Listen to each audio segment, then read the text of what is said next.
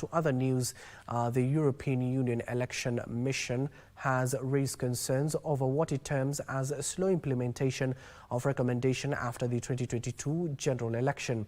Chief of Mission Ivan Stefanec said that the mission outlined 21 recommendations, 7 of which were termed as priority. However, there is still no tangible progress towards attainment of reforms to ensure transparent, inclusive and peaceful election in 2027.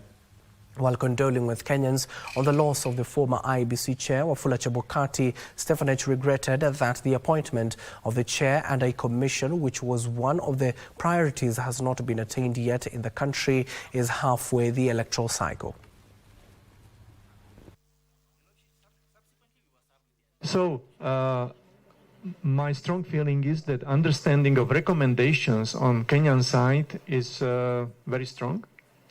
However, the reality is that after 2.5 years, still we cannot report tangible progress because of not having realized or implemented reforms which we proposed.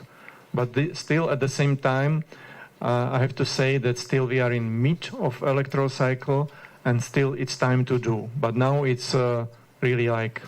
Some steps have been taken in relation to improving the situation for the right to stand.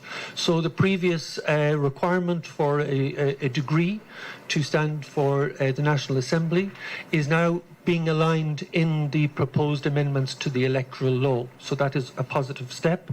Additionally, we know that the courts have given the possibility now to the Independent Election Commission, when the Commission is elected, to regulate aspects of campaign finance. And there are also amendment bills before the National Assembly in relation to that. So that's something we're following closely, and it was a key recommendation. The only issue is the time here, how fast those recommendations will be implemented, because the next elections are just in 2.5 years, and recommendations that require a legal reform, they need more time.